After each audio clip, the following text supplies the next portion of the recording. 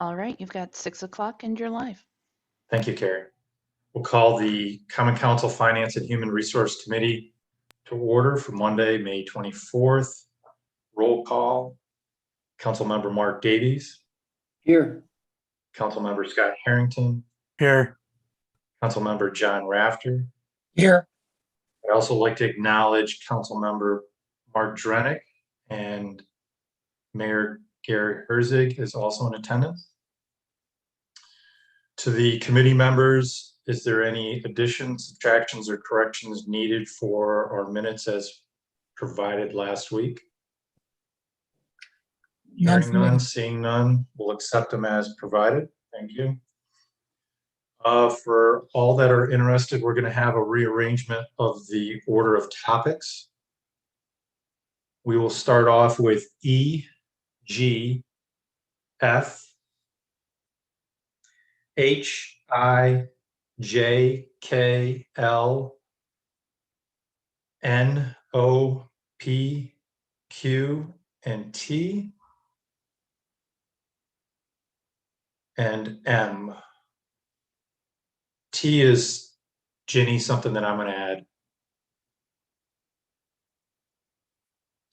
And then we'll move on to A, B, C, D, R, and S.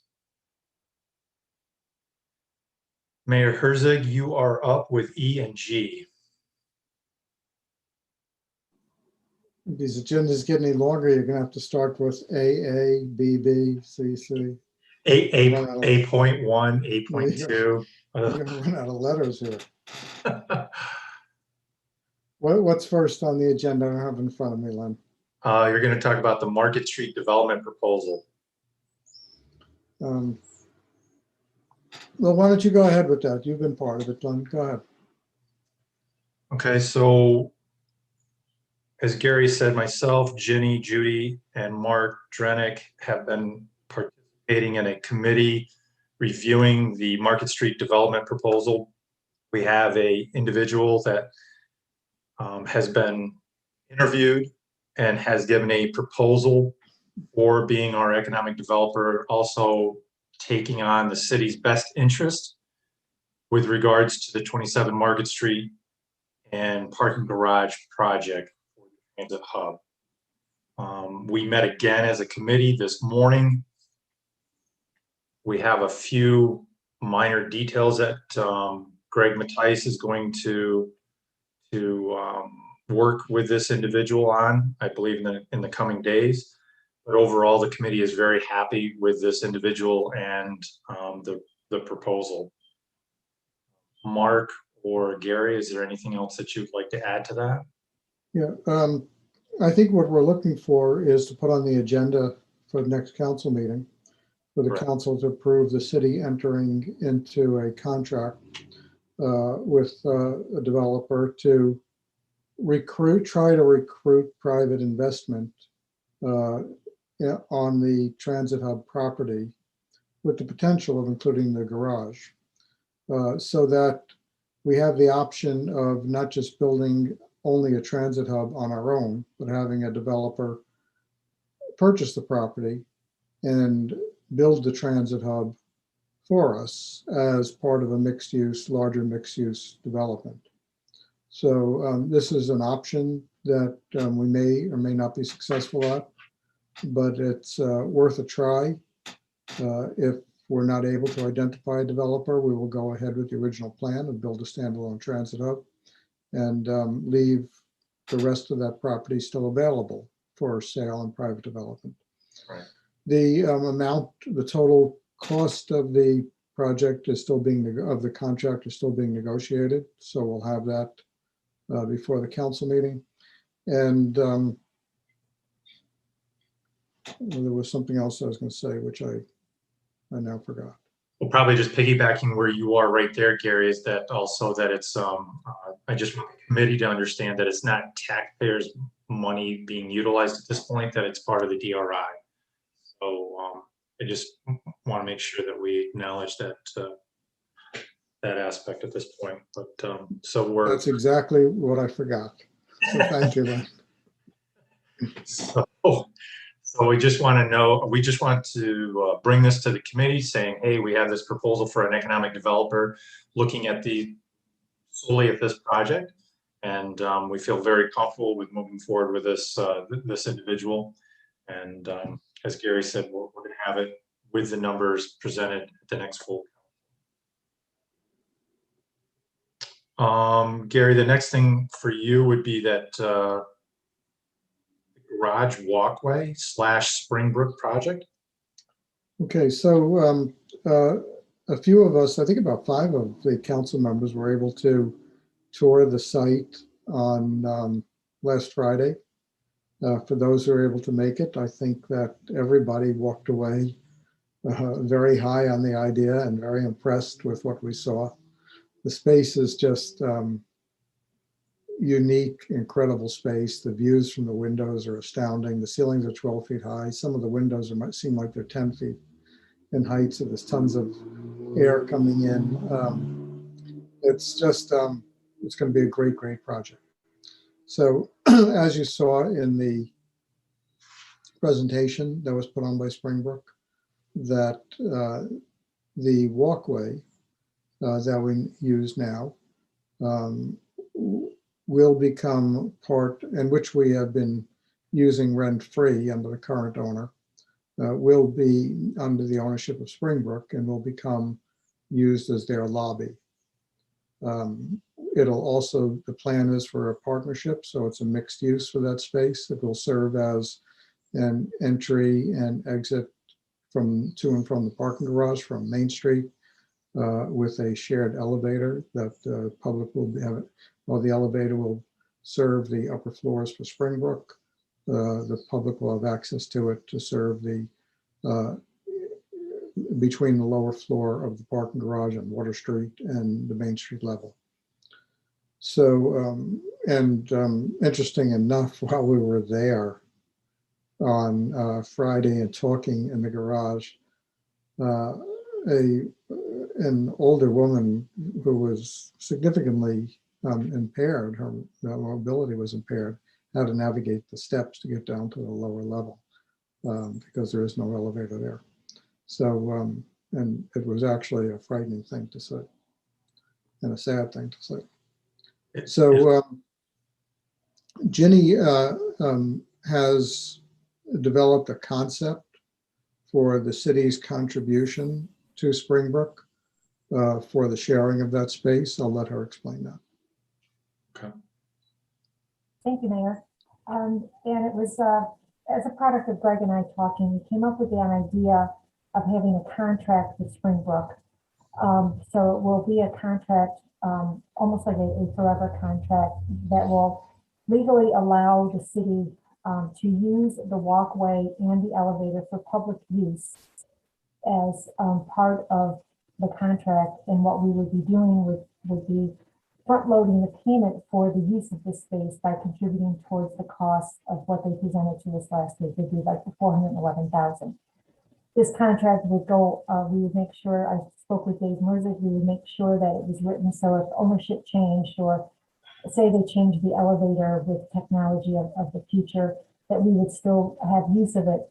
This way it would make it a very clean contract between the city and the Springbrook for the public use of the space. And this would also be project financial wise, this would become part of the renovation of the garage. So this would be this would give us the first class and mobility impaired access to the garage from Main Street.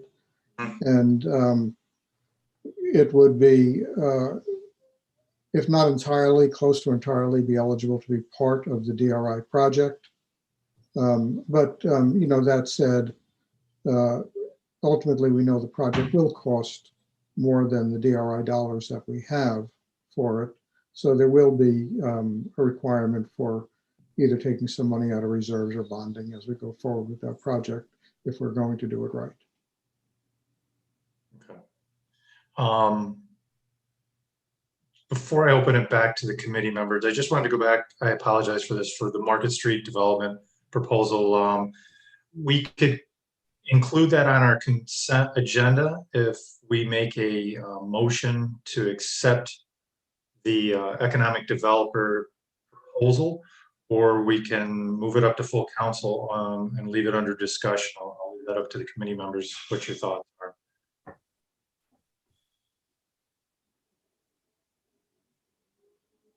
Out of proposal, I would say move it to the discussion agenda. Okay. It's my own personal opinion. I don't know what the others think. Scott or John, do you want to include it on the consent, or do you want to have it as a discussion? I think it'd be a discussion agenda. Okay. All right, thank you for the clarity. And then questions for Ginny or Gary on the Springbrook project. We will be, as the presentation was given to full council last week, we will have an investment of a little over $411,000. Majority of that, I believe, was $330,000 was just the elevator alone. So that's our investment. Go ahead, Mark. So just to clarify, when is this payment due? And then, Mayor, if you wouldn't mind expanding on your statement that it's going to roll into the parking garage renovation, that'd be helpful. Sure. This payment probably will not be due for 6 months or so. I don't, it's not imminent. But what Springbrook does need from us is a letter just saying that we're committed to the project and supporting it in partnership with $411,000. And so for that reason, I would ask that the next council meeting for the council to approve a motion to support the development of that walkway, through the terms that Ginny outlined. But payment would, what they need now is just for their board and their lenders. They just need a letter of commitment.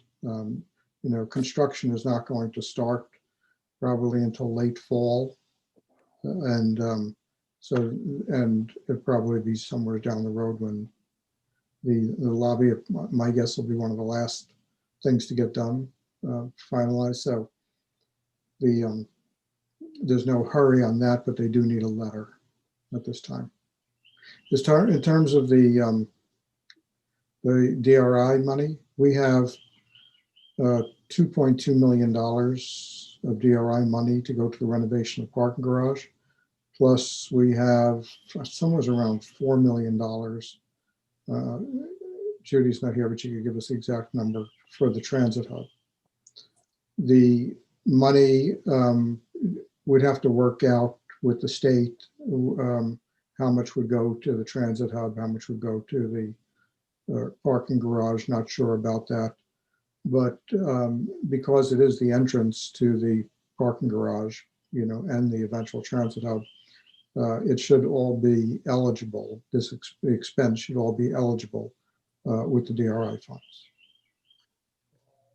I would like to make a motion that we would provide a letter of commitment to Springbrook on behalf of the city of Oneonta for commitment to this public-private partnership with Springbrook as they do their renovation of the Ford block.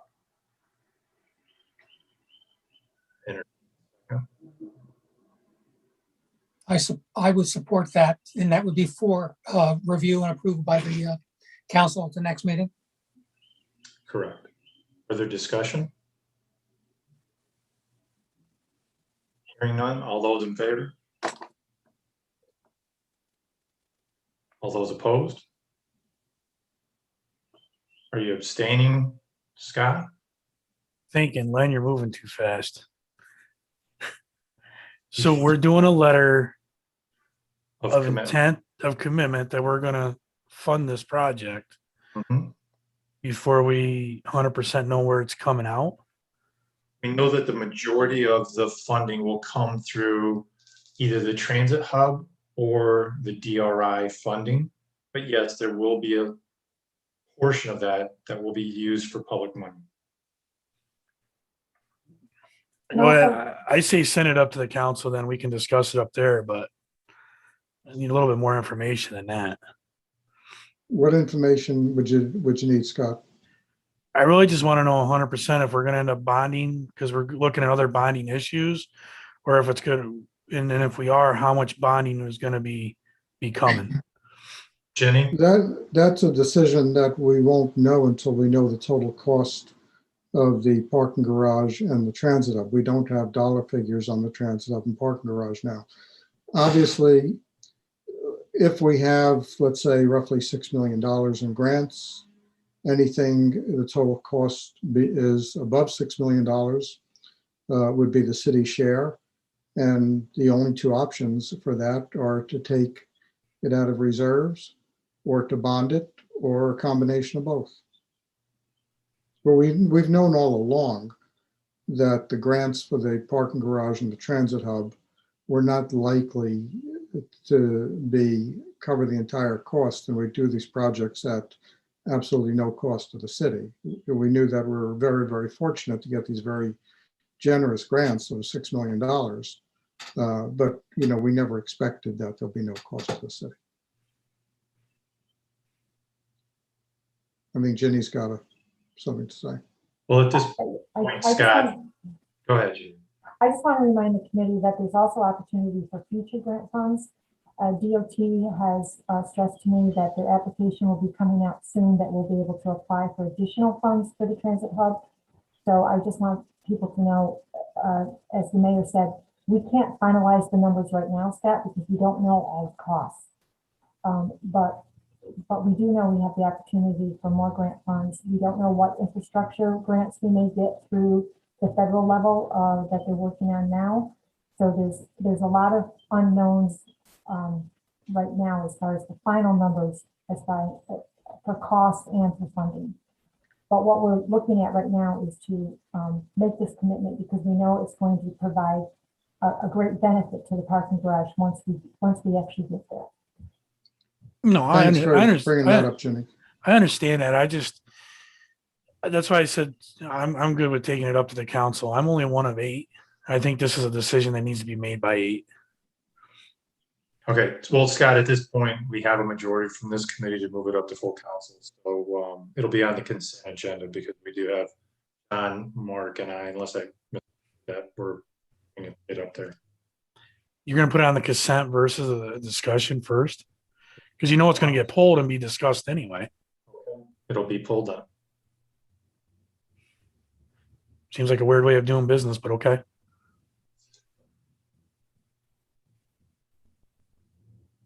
We'll move on to F.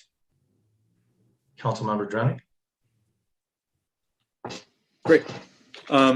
So when we last spoke a couple of weeks ago, it was decided that I needed to connect with someone who might provide the LLC, and more importantly, take the responsibility and be the legal agent for the production on Main Street. And Michelle Ainelli Rubin and Alan Rubin have volunteered Mission on Main Street LLC to provide that piece for us. I've been, I guess, deputized by Al to continue to make sure everything runs as we expect it's going to, and to continue doing what I'm doing.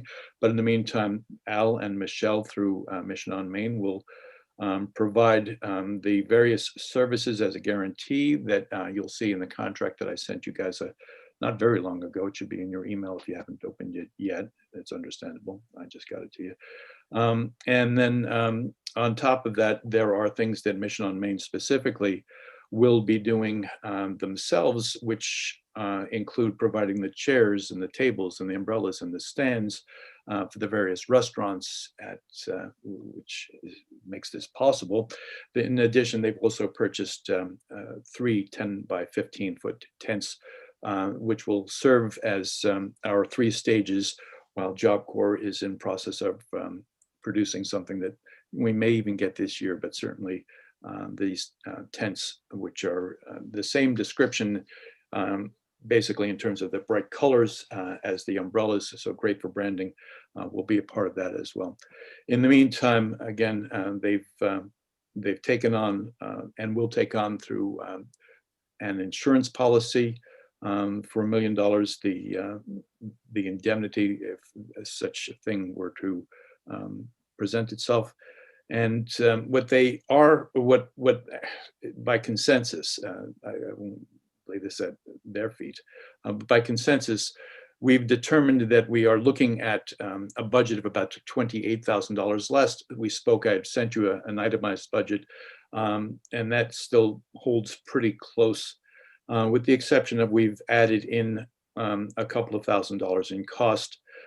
We have a one block stretch, which you're all familiar with, that extends from Ford all the way to about the midway point, just the side of Muller Plaza, that really doesn't have anything to offer for restaurants or commercial spaces, retail spaces. And so we need to be inventive with that space. And also, again, I referenced the fact that they're going to be picking up the cost of $1 million policy. So we're looking at a $28,000 event fee.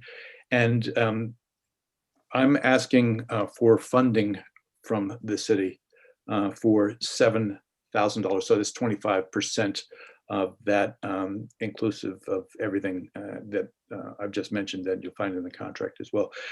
For a frame of reference for what it might be worth, just being able to compare apples to apples, the city did fund us about $11,500, I think was the number, for 8 events last year. So we'll be doing 12 and asking 7. So that's hopefully that's everything that you need, but I'm here for questions.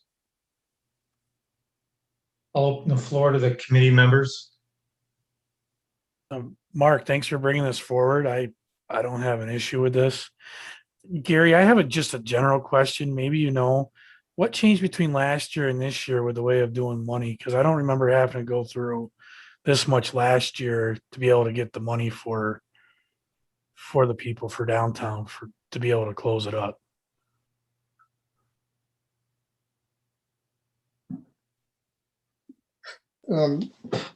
If my memory serves me correct, if not, Jenny will jump in and correct me. Last year, we did this by the seat of our pants in a time of crisis, in just trying to put something together. In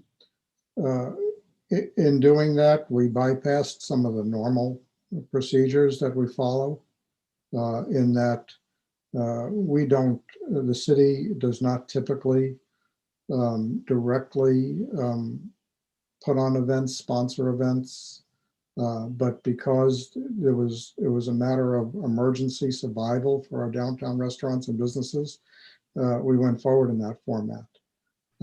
Now, with proper planning, we want to revert back to our normal practices, which that all of the events that we have, or almost all of the events that we have, particularly significant events, whether they're parades or the street closings, or the Grand and Glorious Garage Sale, or whatever they may be, are put on by the city issues permits for somebody else to put them on.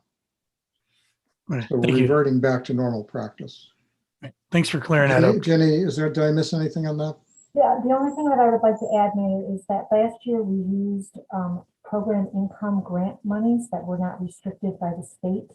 So we had more leeway to be able to move the funds around.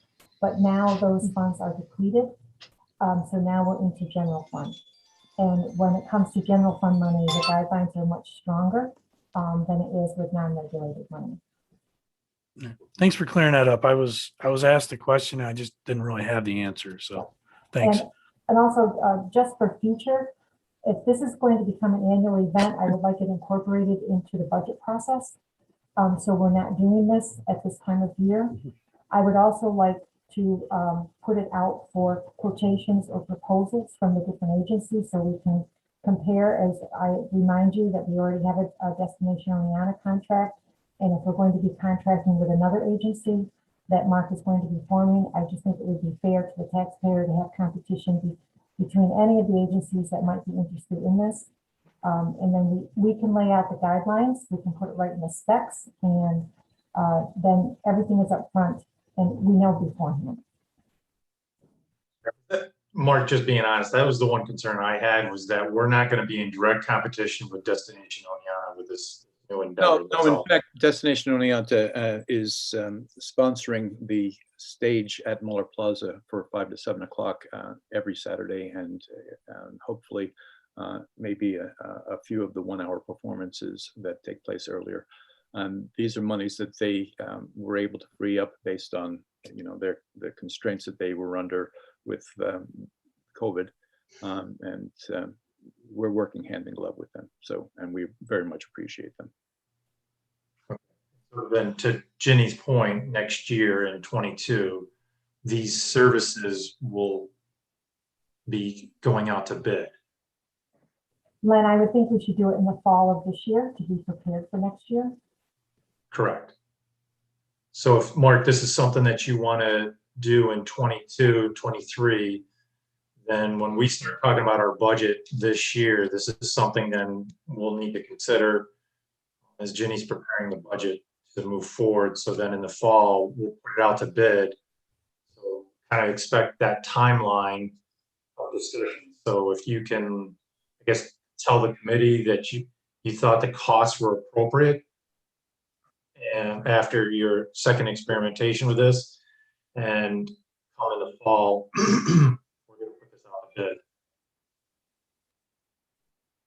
Yeah, I hear you, and I believe that that's appropriate, and we'll visit that in the fall.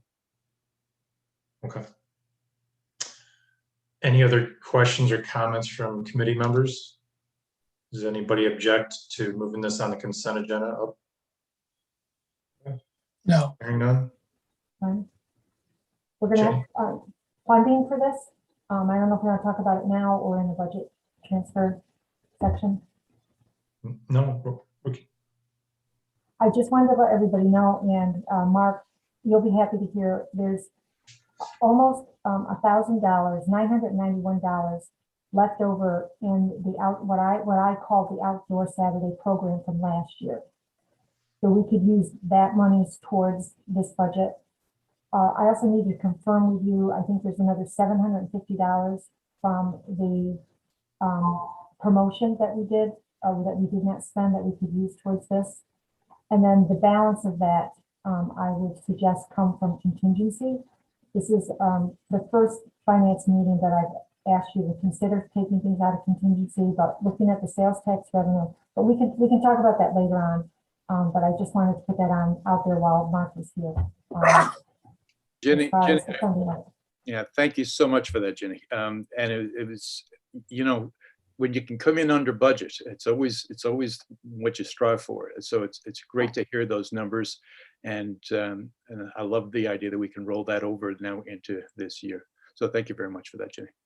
And then, yeah, Mark, and obviously you acknowledge that you just sent us the contract a few minutes before the meeting. So Ginny, I don't know if you've had time to look at it, but obviously you have to make sure that that meets all. I also briefly talked to Dave Merzick about it earlier today, and he definitely wants to, as all contracts, he wants to read it and make sure that it's in line with what we need. All right. Thank you. Thank you, Mark. And Chair, if it's all right with you, I'm going to get back to my PowerPoint and I'll leave you guys. Mark, you didn't want to stay? We probably only got two more hours to go. 7 o'clock with about 100 people. So, but thank you very much. Enjoy. Okay, we'll move on to H.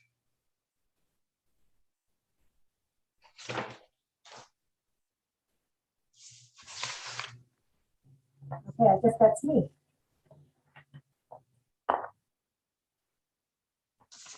Okay, it's the time of year to renew the bus contracts that we have. I tried to summarize the bullets for you between SUNY, Hartwick, and Hillside. SUNY, it's for a 2-year period for school years 21 to 22 and 22-23. The annual fee is the same that it's been since the 18-19 school year of $28,500.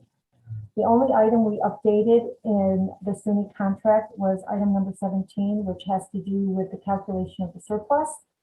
I found the language to be vague, and so I just wanted to put a little bit more teeth into it to give some guidance. So when we're reconciling the surplus to give OPT or SUNY credit on the OPT fair max, or what they call the cap in the contract, it just gives us a little bit more guidance.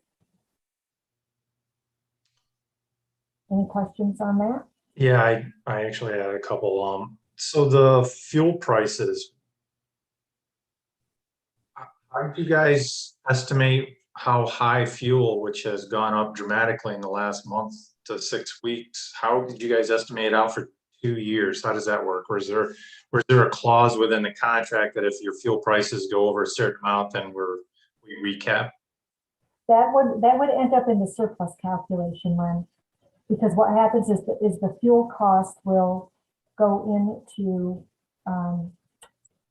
the overall expense for OPT for running the buses, and we would be able to apply it that way. David, is there something that you would like to add to that?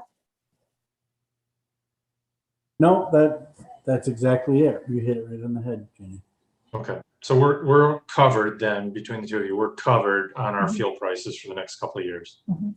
Okay, all right. Any other questions from committee members? Hearing none, we'll move that up to full council. The Hartwick contract is the same proposals. There's no changes. But we're doing Hartwick 1 year at a time because of for the respect out of their request to consider their financial situation from year to year. So it's a 1 year contract at an annual fee of $30,000. Any questions or comments or concerns from committee members? Or on Hillside, Hartwick or Hillside? No? Hearing none, we'll move both of those up.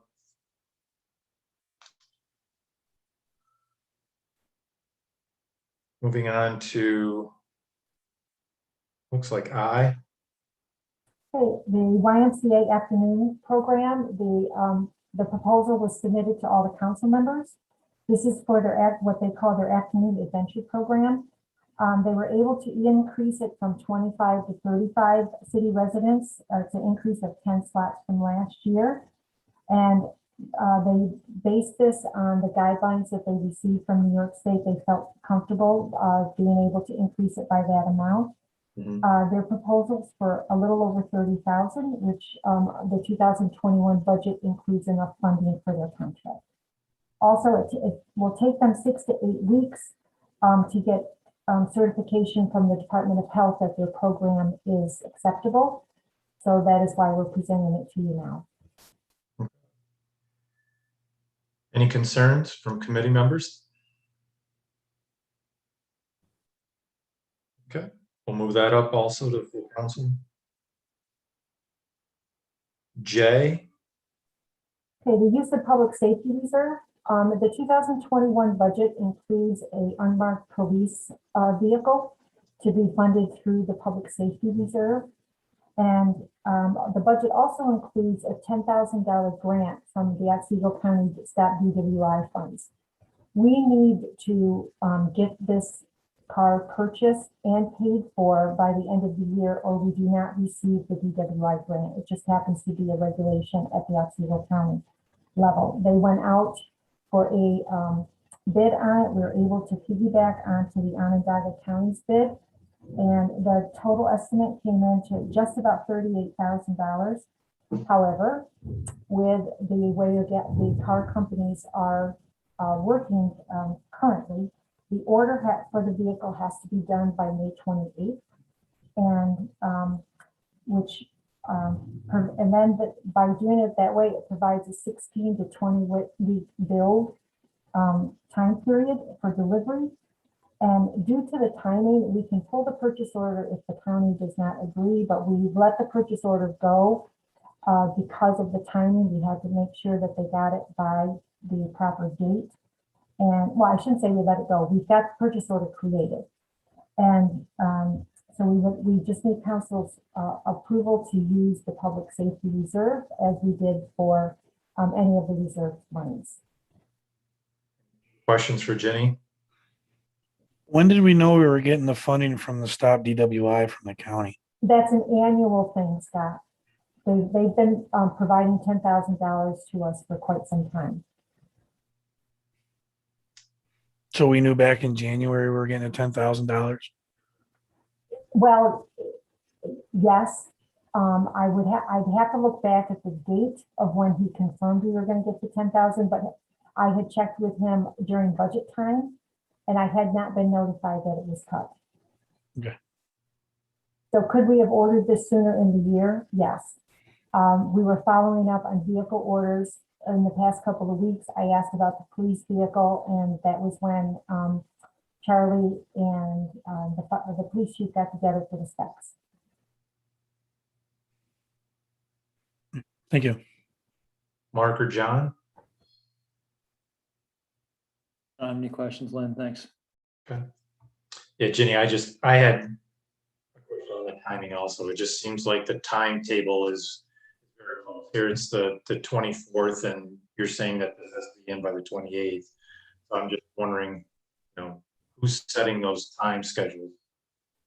What I plan to do next year, Len, is I'm going to send out an electronic calendar for all the department heads that have vehicle purchases. And that way we'll give them deadlines to get their specs into us.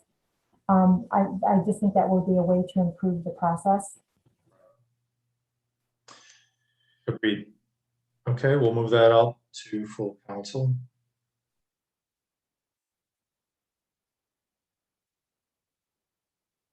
We're on to K, which is the electric and gas. I guess I turn to the committee members. We've all had an opportunity, excuse me again, to read the narrative from Ginny with regards to the gas and electric. Is there anybody objecting to entering into these contracts for our supply of gas and electric? Scott? Hearing none, we'll move those up. Sorry, Len, I hit the mute button on my microphone, didn't realize it. I saw you nod or shake your head, so we're good. Well, you didn't hear the marbles going back and forth. So the next item up will be L, which is the amendment to the purchase policy. Does anybody have concerns with what Ginny is asking us for the mega procurement bids?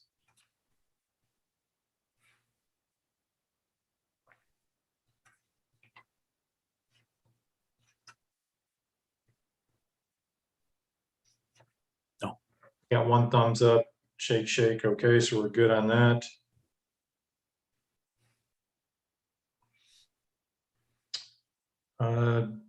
Ginny, why don't you give us the abridged version of the New York State budget highlights? We've had an opportunity to read this. Why don't you just pick one that you are most excited about? I'm most excited about the New York State Turing State Aid. This is a new program. The city has been awarded over $740,000. It's a new program. We're not sure if it's a one-year program or not. But Greg and I have discussed this. West Street will be an eligible project for it.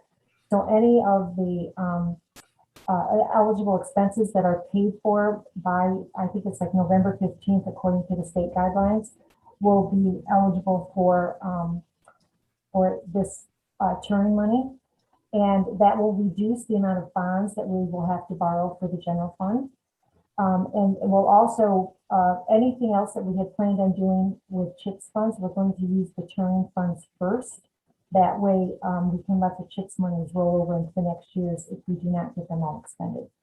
So this was just a fantastic letter that we received in the mail. It was just like, hello, you've been awarded over $740,000 and we didn't even know we were even eligible for it. So it's really a huge benefit to the city. Oh, so we didn't even apply for it? No, this was a total surprise. Okay. So along those lines, the next item is the New York State Touring route. I just had a question about, am I misreading this? Like this third sentence down, it says, Chestnut Street to the town line and then Chestnut Street to the city line. Yeah, I'm gonna let Greg explain that.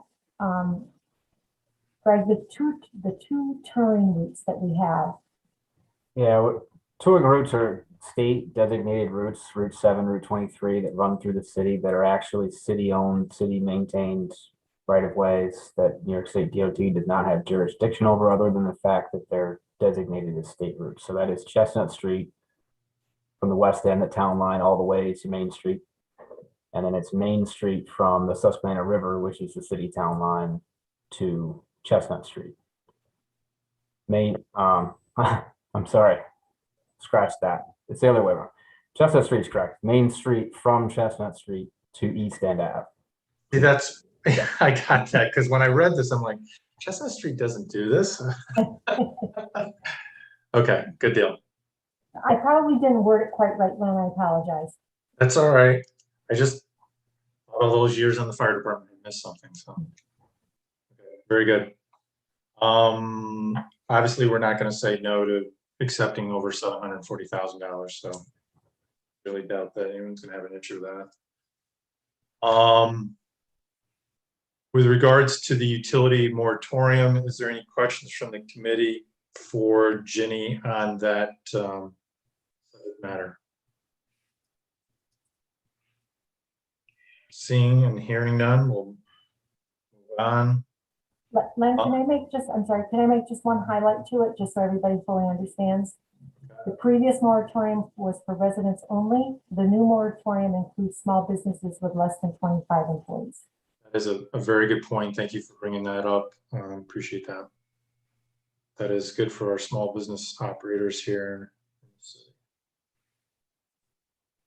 Greg, while we still have you online, why don't you talk to us about P, which is the pedestrian bridge?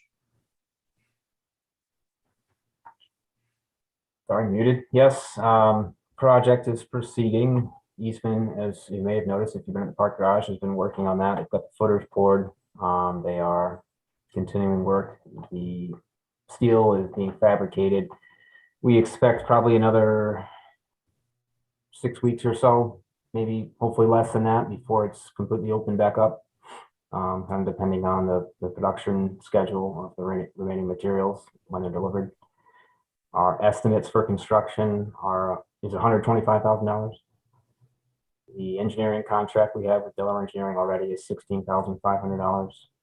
If any surprises come up, obviously this is an emergency work. It wasn't planned out to the detail that you would normally do a project, so that it's possible we might have some additional things come up that would add some costs. Construction is being done on a time and materials basis. So whatever time and materials it actually takes to finish the job is what we'll be paying. So obviously, just keep that in mind. That if we end up plus or minus, that's going to be the reason why. Of course, I'll let you know if anything comes up that's going to significantly impact that cost. But were they able to lock down at least the steel prices because they've been fluctuating so much? Yeah, it's been ordered, so I don't think there should be any big surprises there at this point. And then the last sentence says there is a likelihood that we may be reimbursed. Yeah, I'll let Ginny jump in on that if you want. I talked with our insurance agent today, and he's told me that it will be covered based on replacement value. So the city will be reimbursed through NYMER based on what it will replace the cost to. Then they will go after the third party who caused the damage, but their settlement with their company will be based on today's value, not replacement value. So even though we will be reimbursed fully, NYMER probably will not be reimbursed fully. That is how it will go. But we should also, our deductible should also be funded, because we should not be held responsible for the deductible. Good news. Ginny, replacement of what? I mean, we're not creating something new here. The replacement of, for example, if because we're repairing the bridge and the support, So they're going to, NYMER's going to reimburse us what it's going to cost us to replace it. But what they're going to do is they're going to put a value on that as of today, saying that if that was built 25 years ago, what is the value based on depreciation? Then they'll fight with the other insurance company for that value. They'll get as much from them as they can, but that's what they're The value of the entire bridge, the cost of the infrastructure, we're building additional support for the current bridge. I don't follow how it's a new versus replacement. What are we evaluating here? I didn't get into that much detail, Mayor, with them, but it will be based on the actual claim that went in and based on the invoices that they get from engineering and on the construction.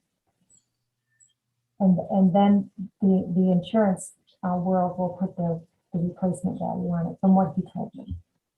But I can question him more if you would like me to. No, it just sounds worrisome. It sounds what, Gary? Worrisome in terms of how much we'll get.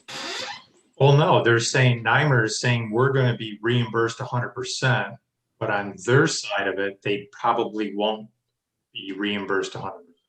Right. Right, but 100% of what?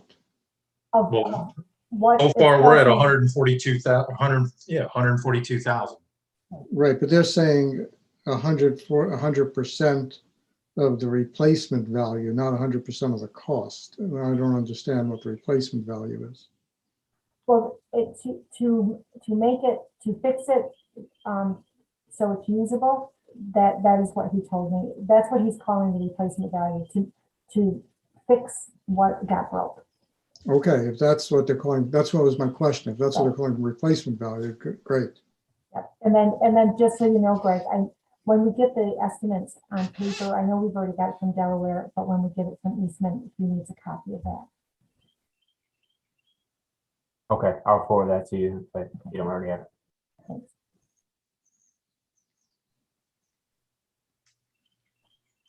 So the request is to create a capital project for this, and that will be the motion taking it to council. Correct. Is there any, hold on a second. Are there any committee members with concerns not to move this up to full council for that? No. Scott, you moved. No, I'm good. Try and keep the three of you guys together, so. Okay, the budget transfers. I would like to just talk about the first one for now, and then I'd like to save the second two after we speak with Katie regarding the fire chief and the accountant position. But for the council recording system, we have an estimate from Bit by Bit, and I believe it's been provided to the city council. And this is for the chamber, the city council chamber room for recording systems to make it a Zoom-like experience for exporting it to the different social medias. The estimate is a little over $6,600, and it's going to require a 4 to 6 week installation. And the recommendation is to use the contingency funds to fund this service. So the 4 to 6 week delay or time period required for the installation, is that because parts are readily available, or? Greg, could I ask you to answer that? I think when we discussed this with Carrie from Bit by Bit, I think I asked if it was something that could be done in, say, 4 to 6 weeks, and she said yes, easily. So I would expect if materials are readily available, if there's no delays there, that she'd probably beat that based on her response. But I'll have to follow up with her as soon as we can issue a PO and get an update. Okay. Well, I think you guys set a date of July 7th. Is that the time we're going to open up? No, must not be. It must be July 6th. Yeah, it's the first. That's the target date for having our first in-person council meeting, conditional upon we expect the system will be ready by then, but you don't know for sure. So if everything goes as planned, The system is installed, it's tested, it works satisfactorily. We hope to have an in-person meeting on that for the first meeting in July. If it's not ready, we'll postpone it accordingly. Okay. So, hold on, Jenny. Is there any committee member that doesn't wish to invest in the recording system that's being being proposed? Sorry. Not to invest. I just have a couple of questions though. Okay. If these are being recorded, how long do we have to keep the recordings for? Retention on them is about 6 months. YouTube, because they provide us with the storage through YouTube, we're leaving there in perpetuity. But the internal recordings, audio and video that we keep are kept no longer than 6 months after the minutes are completed and approved. Very good. Thank you, Carrie. Thank you. John and Mark and Scott, you guys are good with moving that up to full council? Yes. That'll move it up. Hold on, Jenny.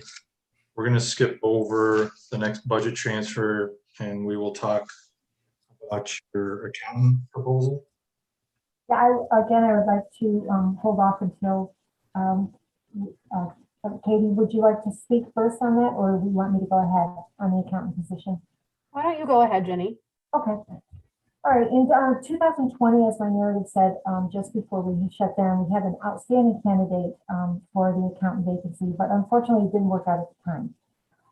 However, that opportunity gave us an opportunity to save money by hiring someone under a different title, under the administrative specialist title.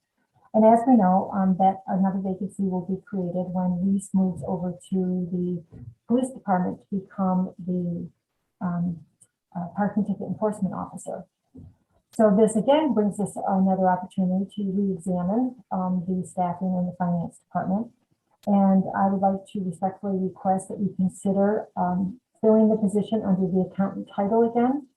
This will provide for the future of the department.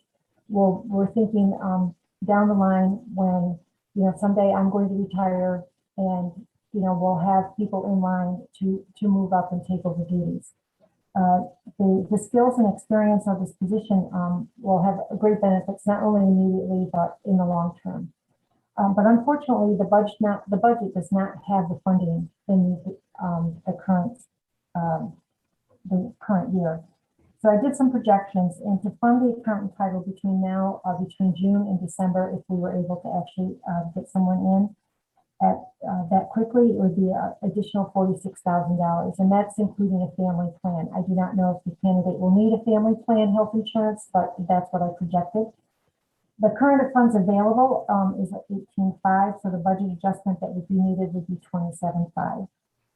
So the only option I have right now is to consider funding this for the short term through the general fund balance.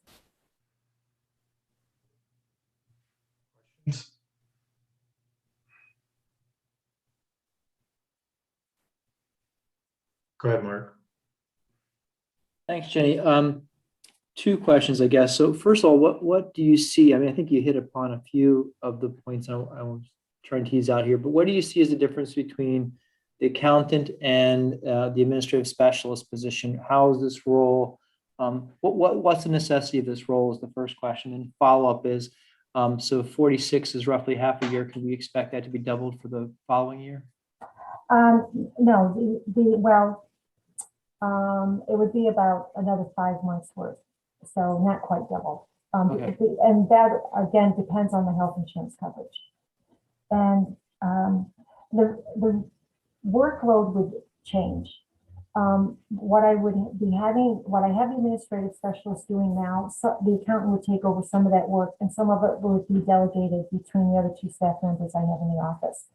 Then this person would take over some of the work that Joe was doing. And then some of the work I am doing, I would be giving to Joe. So it's a matter of cross-training, and we would train the accountant on the payroll system. So we would have another person learning that. They would be taking over some of the smaller accounting tasks.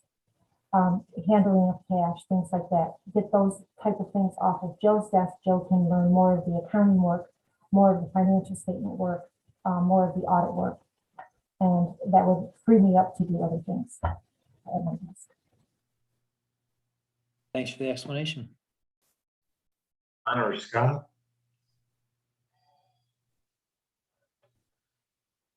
Ginny, is this something that you're not going to turn back in 22 or even the fall of 21 and ask for us to budget a administrative specialist? Oh, I would not need another person at all after this. This is just, it would just be replacing, the accountant would be replacing an administrative specialist. Katie, this falls in line with what you and Greg have been working on for a couple of years with the efficiencies model that you've been trying to tease out. Sure, it does. And I think it's important to note that historically, the position that Ginny is referring to was filled by a junior accountant or an accountant. Last year, when we had a vacancy in that title, we decided in an effort to try to save money to fill the position in a lower level title, just to see if it would, have a positive, meaningful impact on the work of the department. And after, that evaluation period, now that the person who we hired in that lower level title is moving, on to a different opportunity, after careful evaluation, Ginny's just decided that she really does need that accountant level position. So again, this is one of those things that, we tried something a little different in an effort to be frugal. And we just think that the department and the city could better be served by this title. But to answer your question directly, Len, yes, it completely falls in line with what Greg and I have been working to accomplish. Okay. Any committee member objecting to moving this up to full council? Hearing none, we'll move it up.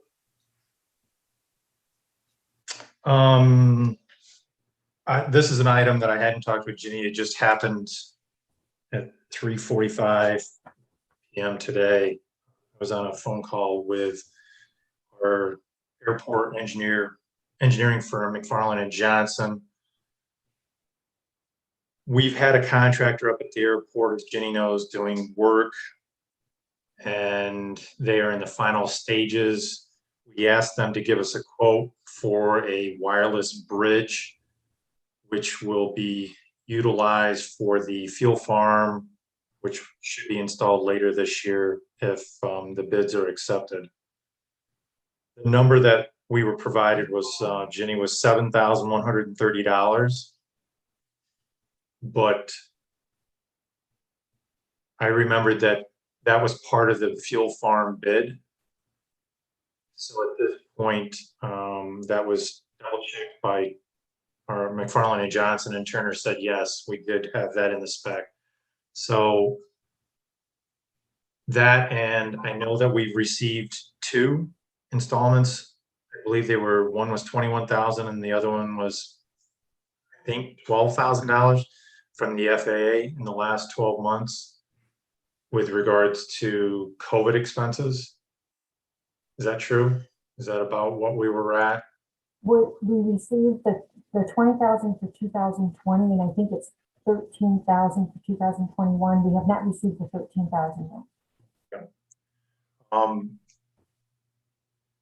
So I guess I'm asking you, Ginny, how do you want to proceed with this, since it's already included in the fuel farm bid, but yet we're looking to get the work completed?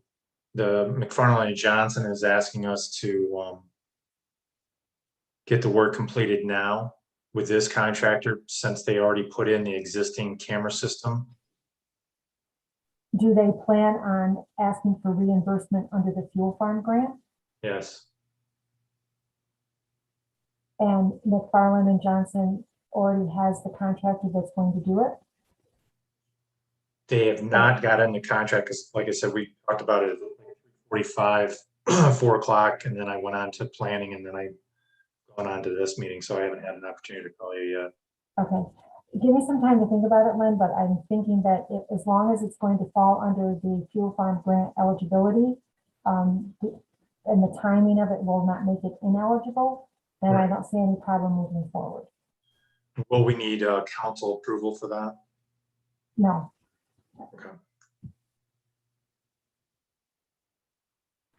think we need to go back up to, no, we got M, never mind, we got M. Okay. I think we move back to the top of the pile. The appointment of a HEO. So this is a budgeted position, full-time CSEA job. We've had a vacancy in the title, and Greg and I are recommending that we promote Wayne Hubbard, who's an existing city employee, to that title. The CSEA salary is negotiated. It's a grade 9, $34,265. And the acronym stands for? Heavy equipment operator. Any questions or comments from the committee members? Move that up to full council. A working supervisor, appointment of a working supervisor. Sure, this one's on our water and sewer crew working. Greg can explain a lot more about how the role fits in, but the general nuts and bolts are that we have, this is an existing budgeted vacancy also, and we are recommending the hire of candidate Ron Georgia, who is phenomenally well qualified. This is also a CSEA position. The base salary is $40,762, but I believe that Greg is looking at a stipend with this position because the person has a master plumber license, which is, a huge, benefit to the city and could result in some cost savings in other areas. So Greg, I don't know if you want to give a little bit more information. Yeah, I think it's Kitty mentioned this is on the water and sewer crew. This crew is, we work on various projects at once that are not always we're not working together. We have forces spread apart across the city, and I think right now lacking a working supervisor on this crew, that makes it difficult for the water and sewer supervisor to really keep track of everything that's going on the ground, and having somebody with this individual's experience and abilities coming in, I think will be a huge help to the team. Obviously it is a vacant position, and as the title implies, working supervisor, working comes first. The supervisory aspects of the job are important, but secondary to the fact that this person is going to be getting their hands dirty and helping us complete the essential tasks. As far as the stipend, I think we were looking at $2,500, Katie, if I remember correctly. Good. For the fact that this individual has a master plumber's license, and that would make him versatile to us, able to help us out in other areas where we currently lack some experience, doing some plumbing jobs or helping out in emergencies and that sort of thing, both at the plants and city facilities. So I think any chance we have with our limited staff to reward individuals who have special qualifications that are outside of their job description that help the city in some way, I think we should take that opportunity. So that's why I'm recommending that we do so in this case. Well said, Greg. Completely agree. Is there any other comments or concerns from the committee members? I got a few questions if I could, please. Okay. Greg, I know a while ago I asked, sorry, I'm all tangled up in my cord here. And I know we kind of got busy with COVID. Can we get a breakdown from top to all of our workers, how many supervisors we have and how many workers we have and who's a director and how it all works on a flow chart to make this a little bit easier for us? So when you come in front of us and ask for a working supervisor and, make it a little bit easier. Yeah, I can send an organizational chart of what we have, current titles. Okay. And I know we have another master plumber on our payroll. I think it was back when George was here as the city administrator. Is this stipend go about the same as what his is? So it was an equal amount, Scott. That master plumber declined to continue the stipend. So it's effectively transferring the stipend that had been previously approved and allocated by council from that master plumber to this one. He just decided that he didn't want the additional responsibility, and we had obviously no hard feelings. He's still a great employee. And so, when this other, individual came along with an identical license, of course, Greg and I would like to take advantage of that. No, I understand that. And my other question with stipends is I thought at one time, and maybe I dreamed this, but I thought we were looking at trying to possibly do away with stipends and do a, I thought we talked about doing away with stipends in general. Nope, you are not crazy, Scott, and that's definitely something that I have attempted to work on during my time here. But I think in some cases, we have a very rigid CSEA salary schedule that really does not allow or permit for people to be recognized when they have these additional licenses that result in a direct benefit to the city. So I think until Greg and I renegotiate a contract that can provide for a little bit more flexibility when you have people who come in as skilled tradespeople, I think we're kind of stuck. If you look historically, there are many, many stipends that Greg and I have discontinued in a variety of different areas. This one is just one that seems to make sense, again, because we feel that there's a direct benefit to the workforce and to the city. Okay, thanks. I appreciate it. Mark or John? Questions? Okay. John, you're good? Okay. Move that item up to full council. Moving on to our parking enforcement officer. This is again an existing budgeted vacancy. This is also a CSEA title. As you may recall, we recently promoted the long-term parking enforcement officer incumbent, Tim Kuzo, from that title up to full-time dispatch. He's doing a great job over there, and of course, we're very glad to have him. So then, of course, that move left a vacancy in the parking enforcement officer title. So after consideration and evaluation of candidates, Acting Chief Witzenberg has decided that he would like to appoint Reese Manchester, who is the very administrative specialist that Jenny was talking about in her department. Reese actually got her start with us in the police department, transferred over to finance, and now would like to go back there. This is as again, I mentioned, a CSEA position. The base salary is $29,962. However, Scott's going to love this, but this is also one where there has historically been a stipend allocated because we rely on our parking enforcement officer to do very out of title animal control work. So again, this is another example of a great way for us to kind of, update the title and renegotiate the salary with the CSEA when the time comes to formally include those responsibilities. But just given the realities of the job description and, the salary schedule, it does need to be separate. Christopher, I'm sorry, would you like to add something? No, I think you touched everything. Thank you. So does she require any special training to go into this position?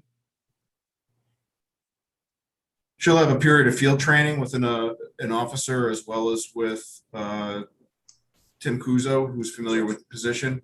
But she's already been trained as a dispatcher. She's aware of some of our internal policies and procedures, as she was hired originally as a police officer, and she's been fully vetted, which is unusual for us to have somebody come in as someone that's completed a full police background investigation and psychological. So this was a pretty clear choice for us as far as being able to have somebody come in that really checked all the boxes. Okay. If not, any objections from committee members, we'll move this up to full council. Jenny had a comment. I'd like to hear that. I just wanted to let the committee know that the parking ticket system itself is being upgraded, and Reese will be attending that training, which will be coming up within this week. So it's good timing there. Thank you. Go ahead, Mark. I was going to say, I support moving to council. We have a police officer, just one we would like to promote. We do. So if you recall, you very graciously allowed us to upstaff the department for 5 actual vacancies, with a couple anticipated within the next 18 months or so. You very, graciously allowed us to hire 7. So as we had previously reported to you, unfortunately, 3 of those dropped out of the academy, leaving us with 4 recruits. So, Chris and I are very much trying to maintain that number at 7 to the extent possible. to fill the actual vacancies and do a little bit of, proactive planning for, those additional vacancies that are coming up. So that said, Chief and I evaluated the remaining 3 candidates on the existing civil service list. One deferred, one declined, and the last one, his name is Justin Cebollero, and we are recommending his hire. It would not be effective until July, and he would attend the Zone 5 Basic Law Enforcement Academy starting on July 12th. Right, Chris? I think my dates are right. Yes, I think July 12th is the start date for that academy. I should say that I don't know if the mayor has anything to add. He, had a brief meeting with via Zoom with the candidate, as he does all police candidates. I was impressed with him, and he gave all indications that he will be a successful officer. Mhm. Any other questions or comments from committee members?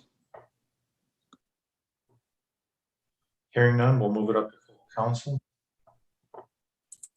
At this point, I'd like to make a motion to go into executive session to talk about personal information on personnel within the city of Oneonta.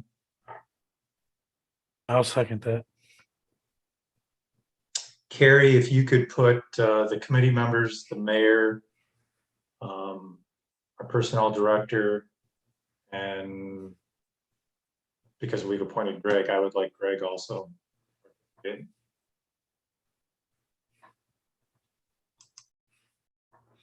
Where the heck is my join button?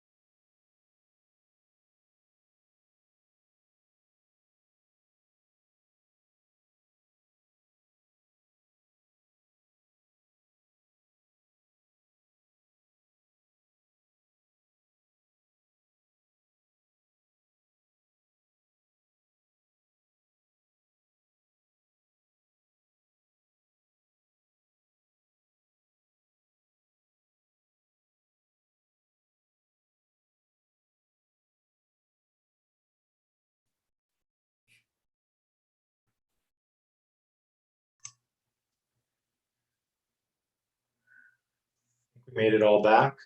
We are now going to move on to item R.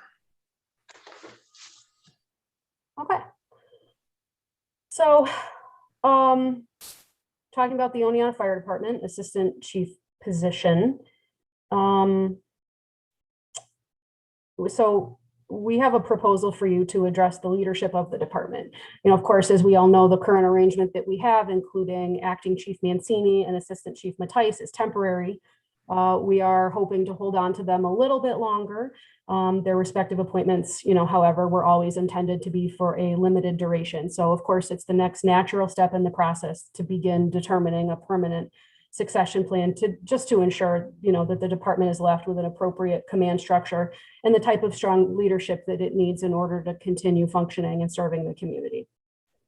I should also, before we go any further, just again, you know, thank Acting Chief Mancini and Assistant Chief Mattice, who have just done a tremendous job and have really had, you know, a positive impact on the department. And I couldn't be more enormously grateful for the work that they are doing and have done. So that said, this request has two parts.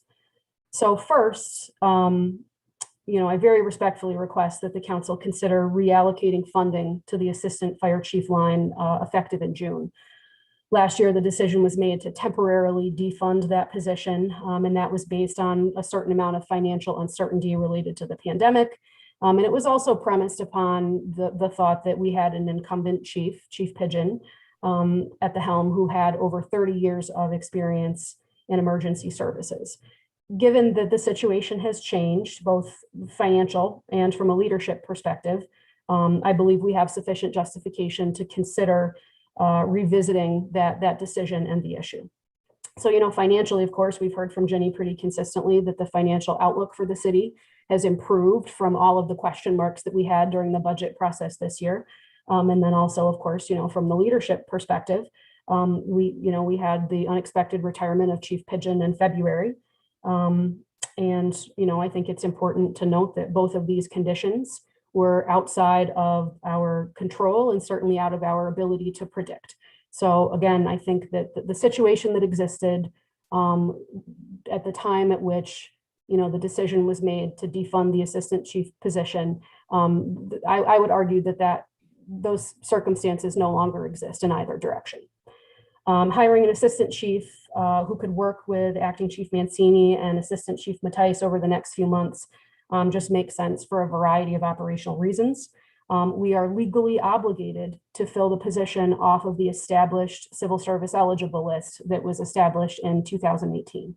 It is established for a 4-year duration. So through April of 2022, any permanent appointment made from this list must be done from the reachable eligibles, meaning the rule of 3, who are on the existing list.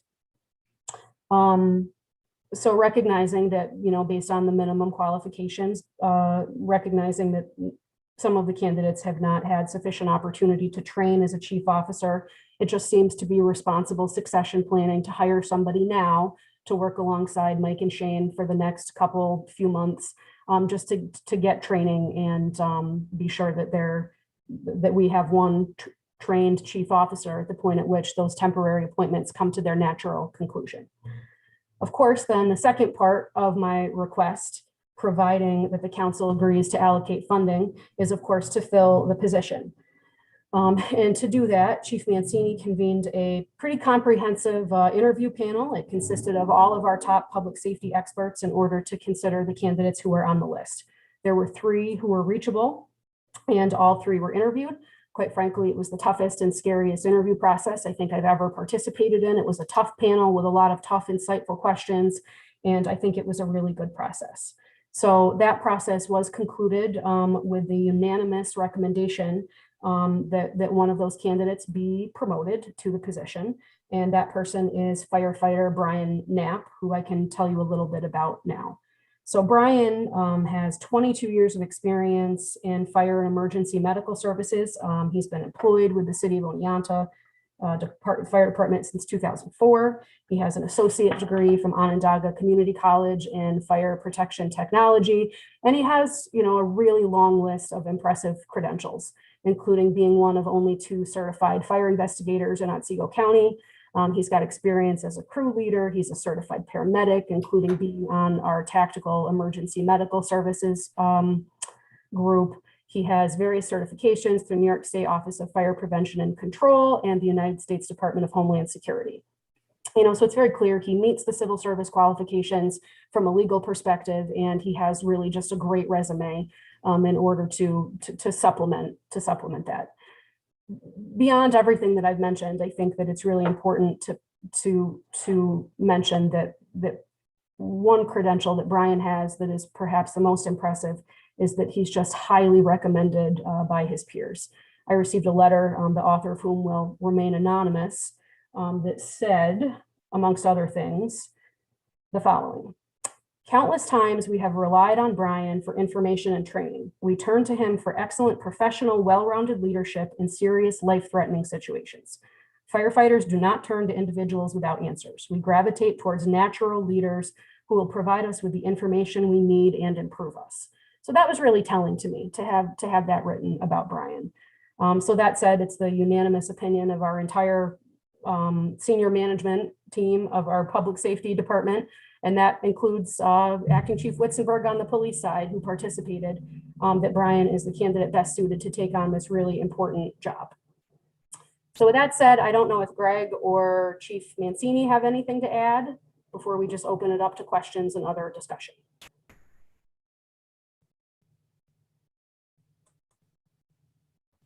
I would just briefly add that with respect to refunding the position, I think it's important that we establish for any department a clear succession plan and a leadership structure that is sustainable over the course of many years.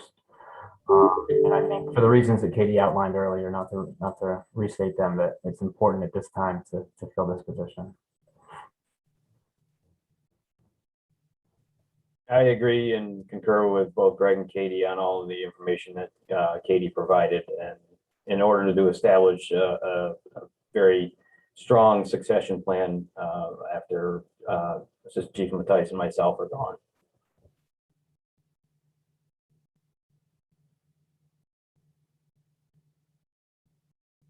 Any questions from committee members? I got a couple, please. Why, can you just explain the rationale why we are looking at filling the number 2 spot before the number 1 spot? Because like if we hired a chief, they could still come in and train with both Mike and Shane, and then prepare to take the department over, and then interview who would be their deputy. That's a fair question, Scott. And I think my answer would be just that legally, we should only have 1 fire chief, whereas we can have as many assistants as we would like.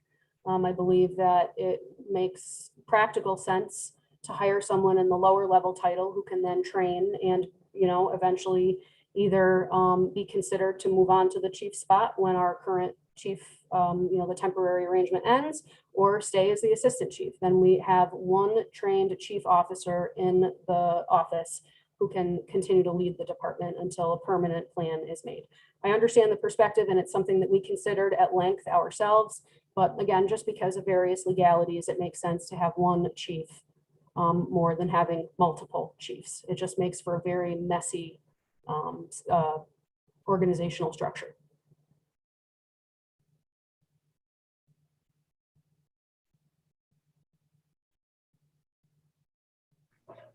I'm just going to put out my reservations. I just think it's fair as a council member that I understand what we're up against. I understand that we need to get somebody up there.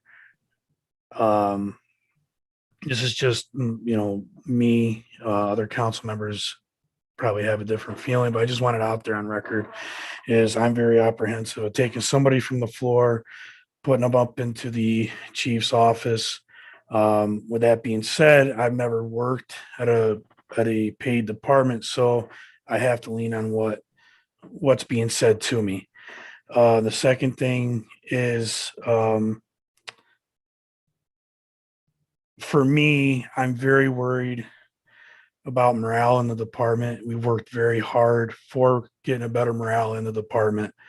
So with some of the stuff that we're up against, this is very hard as a council member for me to know if I'm making the right decision or not. And I just wanted to put that out there because I just think it's fair to have it out there that this is something that, honestly, Chief Mancini, I didn't sleep at all last night when I was going down through, and I've had hundreds of questions going through my head. So I really care about the department, and I just want that out there.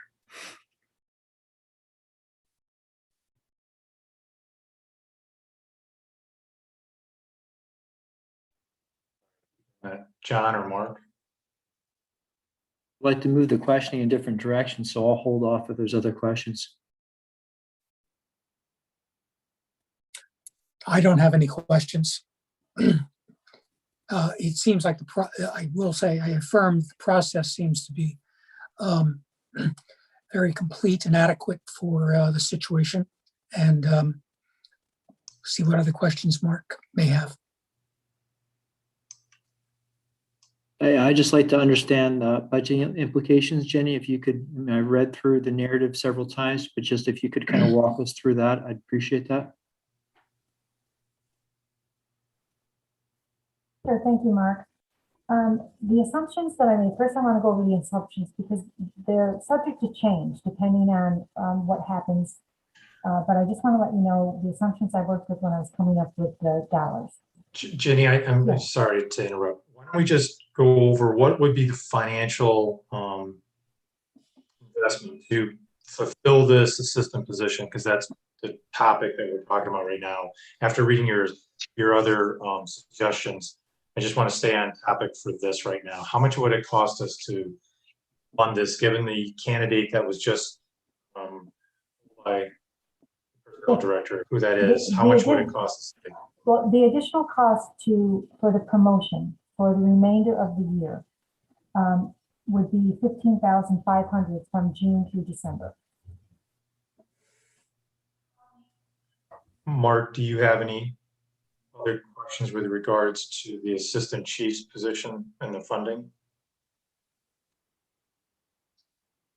No, that's helpful right now. Okay. And then Jenny, you went on and kind of gave us some options of helping out the department. I think you're also recognizing the overtime budget is almost, I believe it's almost depleted. Yes, it is. I think we've got about $16,000 left. What was the number again for this year? What did you put in there? Hold on one sec. 235 or?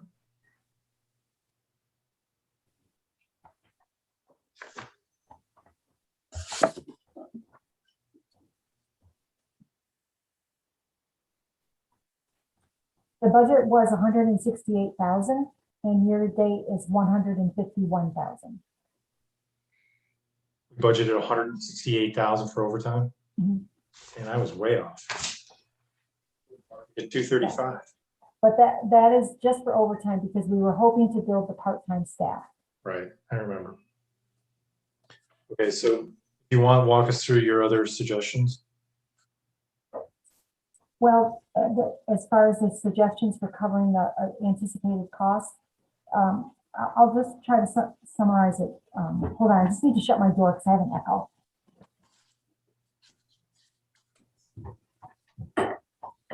Sorry.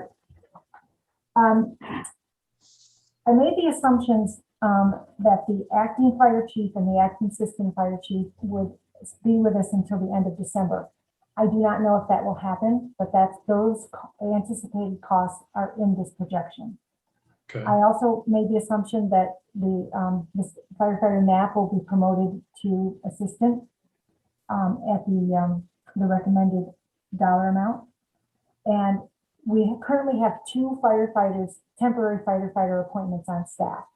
They were appointed to cover leave time for people that were out for medical reasons. I made the assumption that the one current firefighter will take the position of the vacancy when firefighter next gets promoted. And I made the last assumption that the second temporary person will stay on till the end of December because currently we have someone out with medical leave.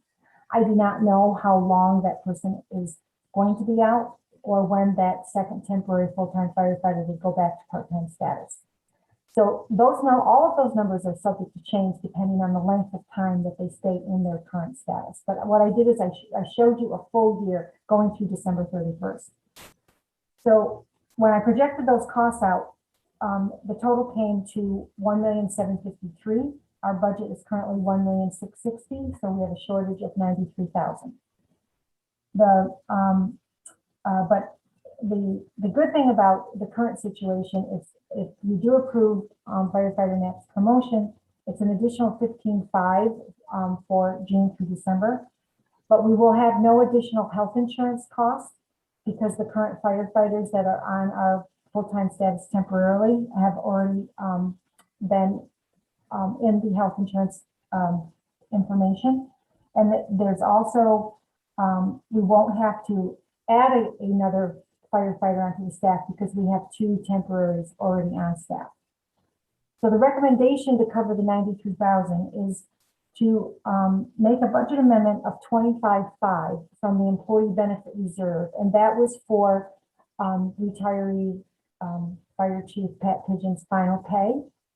And that is what that reserve is set up for, is to fund those final payout benefits. And then the $83,000 remaining to cover the $93,000 shortage plus the $15,500. For right now, I am suggesting that that be funded through general fund balance. Why were we holding on to $25,500 from the previous fire chief? That was his final pay when he retired in February. And you mean, why haven't we done a budget adjustment for it yet? Correct. It's because I did not know how the staffing was going to work out. And if, for example, if Mike and Shane stayed only through August, you know, we might not have needed an adjustment. But now I see that we need an adjustment, and that's why I'm presenting it. It was too early in the year to figure out what was going to happen then. Also, as I said before, I don't know how long the 2 full-time temporary people will be on staff. So what I did is I gave you the worst case scenario number-wise. I took it through the whole year.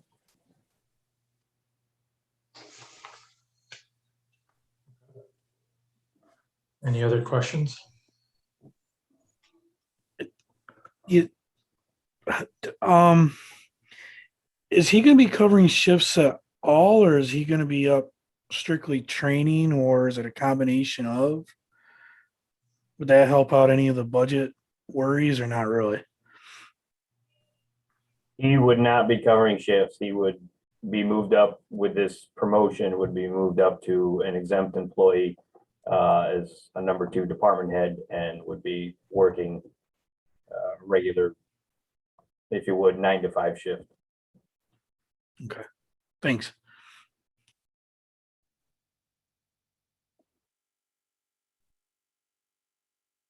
Mark and John, what are you guys thinking?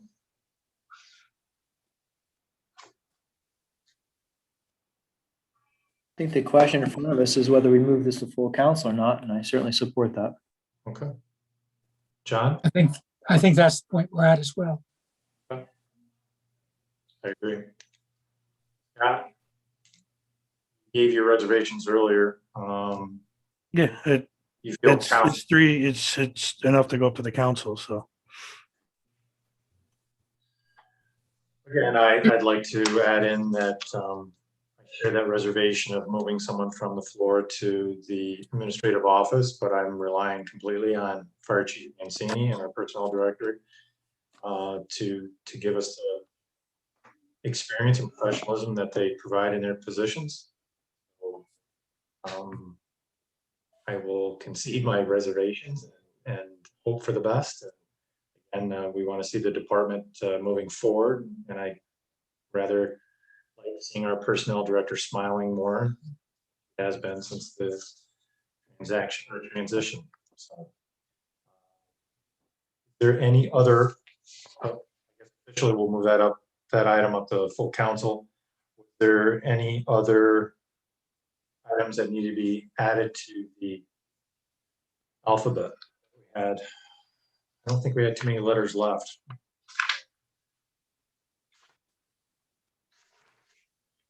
Hearing none. Looks like everybody is hypoglycemic. Uh-oh, Jenny. Quickly, you're muted. We could just leave you muted. Okay. Sorry, I just wanted to go over my other information because it's all of it is good news. So I just want the public to hear it. The sales tax, again, good news for the March sales tax. The city received a little over $354,000, which was over $117,000 more than 2020. And it was almost 20,000 greater than 2019. And comparing year to date, January through March of 2020 to 2021, we are ahead by almost 15% or 163,000. And comparing it to 2019, we're ahead a little over 11% or 127,000. So sales tax, I think, is going in the right direction, and I'm very optimistic that hopefully it will continue. I don't want to jinx ourselves, and I'm not on wood, but I think that is good news for everyone. Ambulance revenues, it's starting to increase, but we're still not at the 2019 level. Through April of 2021, we had 635 ambulance calls billed as compared to 553 in 2020, so that has increased. But in 2019, for the first 3 months, we had 746. Total revenues for 2021 currently equals 258,000, while 2020 was 164,000. But again, 2019 was 341,000. So we're going in the right direction. We're just not fully there yet. Right. When do you think you'll have the report ready for this committee to look at money that we pulled out of the unrestricted fund balance in 2020 and the amount of money that we put back in restricted fund balance from all of these revenue streams? Currently, I am working on closing the 2020 final reports. And at the same time that I give you the 2020 final reports, I want to give you the first quarter report for 2021. And then a projection, as I said in one of the earlier narratives, I believe that the city's full state aid is reinstated, which means that will be an increase in our budget of over $440,000. And also all of our CHIPS money was fully reinstalled into the state budget. So we have a lot of good news coming forward that way. I'm just not ready to make my final presentation yet, but it will be coming soon. Okay. Any other questions for Jenny? I got one for you, Len. How do we go through the biggest agenda ever and it's only 1 hour, 2 hours for the meeting? We're just that efficient. Just to add to that, did we cover what you added to the agenda or wanted to add letter T? We did. That was the airport, John. That was with the FAA, okay. the wireless bridge. Mm-hmm. Thank you for remembering. Okay.